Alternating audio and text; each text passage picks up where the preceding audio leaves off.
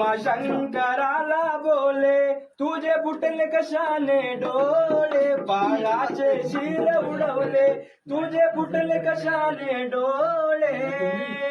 तो जिगन माझा गण तो जिगन माझा गण तो जिगन माझा गण तो जिगन उमाशंकराला बोले